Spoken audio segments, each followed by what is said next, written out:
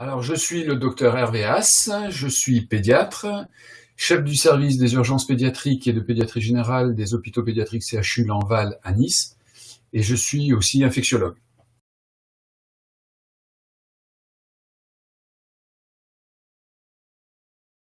Effectivement, aucun vaccin ne provoque une baisse de l'immunité.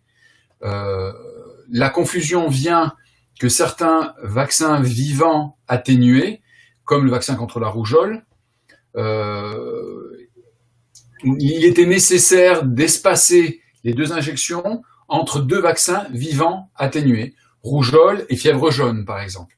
Et bien qu'on n'en ait jamais eu aucune certitude, c'était une extrapolation de ce que provoque la maladie elle-même, qui est la rougeole, qui effectivement entraîne une immunodépression pendant quelques semaines, voire quelques mois. Ce qui n'est pas le cas avec le vaccin. Donc aujourd'hui, ce qu'il faut recommander, notamment chez les enfants et les plus petits, je parle notamment de la première année, il ne faut surtout pas prendre de retard dans les injections de vaccins parce que c'est exposer inutilement les enfants, non pas au coronavirus, mais aux autres infections qui sont graves, que sont les méningites bactériennes, etc.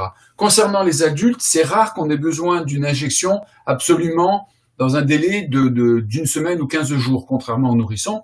Et donc, on peut décaler dans le temps. Non pas parce qu'il y a un risque avec les vaccins, mais que pour se faire vacciner, il faut aller chez le médecin, son médecin, et qu'actuellement, à cause du coronavirus, les visites sont bien évidemment limitées, et puis que d'aller dans un cabinet, c'est s'exposer éventuellement par des contacts avec des personnes qui seraient porteuses du coronavirus.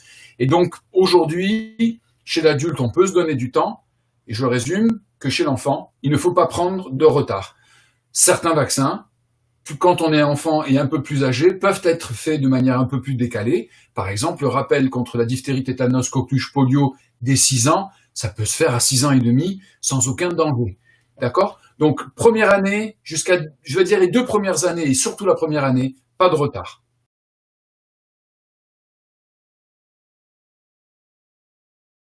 Nous avons des cas d'enfants et pour l'instant, ce qui nous préoccupe, c'est plus on a surtout des tout petits nourrissons de moins de 2 mois qui sont touchés. Mais aujourd'hui, quel que soit l'âge, nous n'avons pas de forme grave. Et en l'état, ça corrobore un petit peu les résultats de nos collègues de Chine, voire même d'Italie, ou pour l'instant, de ce qui se passe dans l'Est de la France ou en Île-de-France, où il semblerait effectivement que les enfants ne fassent pas de forme grave. Mais ce sont des résultats, pour l'instant, qu'il faut prendre avec précaution, parce qu'on est au tout début.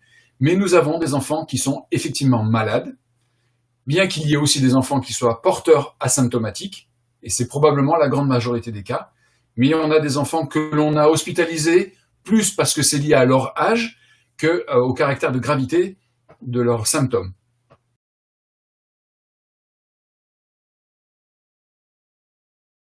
Alors, un enfant traité par immunosuppresseur est à risque, en tout cas théorique, de faire une forme plus importante de n'importe quelle infection, qu'elle soit virale et bien entendu bactérienne. Sur le coronavirus, on a toujours la même crainte, mais il semblerait là aussi que dans les données que l'on a au niveau international, les enfants, même avec le coronavirus, même sous immunosuppresseur, ne fassent pas de forme plus grave. Pour autant, on reste très prudent pour 2 raisons. D'abord parce qu'il peut y avoir un changement dans les formes liées à ce virus, dans les formes de maladies liées à ce virus chez ces patients fragiles, et surtout parce qu'on ne veut pas se faire piéger par d'autres infections qui sont connues pour être plus graves, notamment les infections bactériennes. Donc ce sont des enfants pour lesquels on s'entoure de beaucoup de précautions, qu'on examine beaucoup plus rapidement que dans d'autres situations, et qu'on surveille aussi de manière beaucoup plus rapprochée. Ça a été le cas ces derniers jours d'une enfant que l'on a gardée, qui s'est révélée être négative, mais qu'on a quand même gardée à l'hôpital pour un bilan parce qu'elle était fébrile. Les enfants, il est difficile de dire que les enfants soient contaminés beaucoup plus facilement que les adultes, parce qu'on n'a pas de données épidémiologiques certaines. C'est vrai que les enfants attrapent les virus beaucoup plus facilement que les adultes, et les autres coronavirus qui circulent, on sait que chez les enfants, ça donne des rhumes, et qu'on sait que nos enfants sont tout le temps enrhumés pendant la période hivernale. Donc, est-ce qu'ils sont plus sujets à être à attraper ce virus, on n'en sait rien. Ce qui est certain, c'est qu'il y en a quand même beaucoup qui ont des formes totalement asymptomatiques, c'est-à-dire qu'ils ont le virus dans leur nez et qui n'ont aucune forme. Donc c'est difficile de savoir combien d'enfants ont attrapé le virus puisqu'on ne dépiste pas tous les enfants.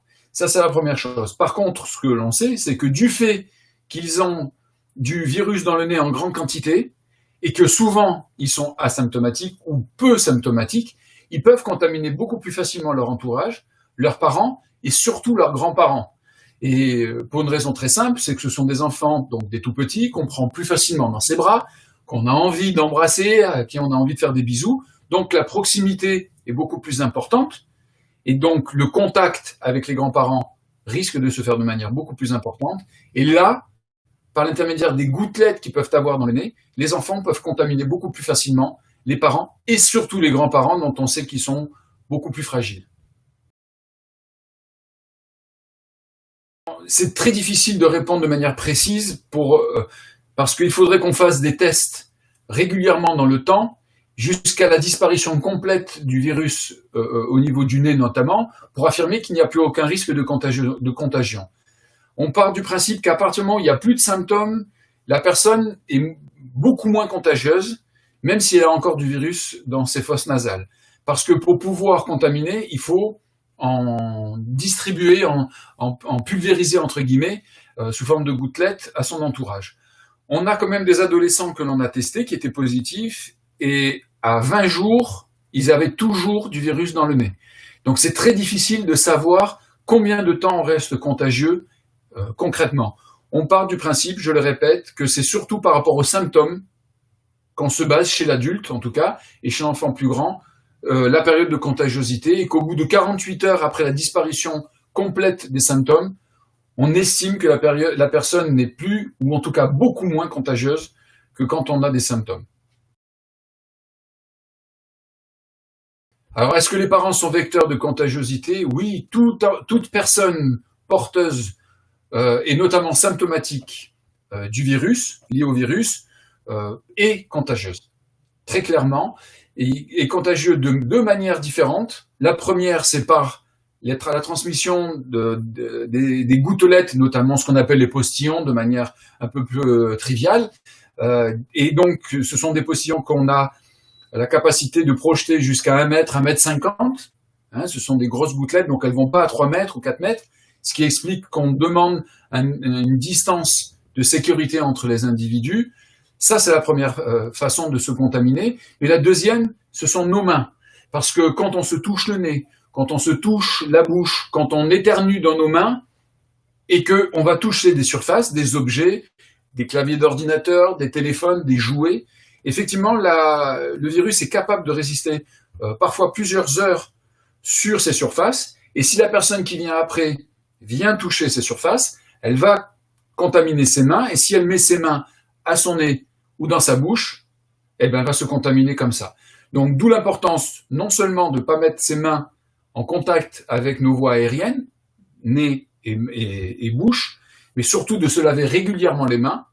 Si on doit se moucher, par exemple, on se mouche et on met le mouchoir à la poubelle et on va se laver les mains ou on passe ses mains aux solutions hydroalcooliques. Et quand on a besoin de partager du matériel avec des collègues, eh ben, on désinfecte, on nettoie le matériel en question et on les touche qu'avec des mains propres. Alors, si un enfant est immunodéprimé et reste au domicile avec sa famille, comme c'est le cas actuellement dans le cadre d'un confinement, je recommande, moi, que cet enfant, dans la mesure du possible, porte un masque, ne touche pas ses voies aériennes, nasales ou bouche avec des mains qui n'ont pas été préalablement désinfectées, donc solution hydroalcoolique ou savon. Ça, c'est une chose importante. Si l'enfant est trop petit pour garder un masque toute la journée et rester dans sa chambre, ce qui est très difficile avec des petits de moins de 5, 6 ans ou 7 ans, même moins de 10 ans, dans la mesure du possible, c'est aux parents de porter un masque pour protéger leur enfant en n'expulsant pas ces fameux postillons dont on a parlé tout à l'heure, ces fameuses gouttelettes. Et puis, toujours pareil, les mains propres, se laver les mains dès qu'on va dans la chambre de l'enfant, qui doit rester le plus possible dans son environnement, éviter d'être en contact avec d'autres personnes. Après, c'est difficile de demander à des parents de ne plus être en contact avec leur enfant. L'enfant a besoin, ça c'est une autre chose très importante, a besoin de contact, d'avoir de relations, donc de pouvoir échanger, de pouvoir parler. Si on veut pas qu'il y ait des troubles psychologiques dans la suite, c'est important de garder ce contact-là avec toutes les précautions qu'on vient de dire. Donc il faut réduire les visites, ça c'est une réalité. Les parents peuvent rester en contact avec leur enfant en prenant toutes les précautions dont on vient de parler.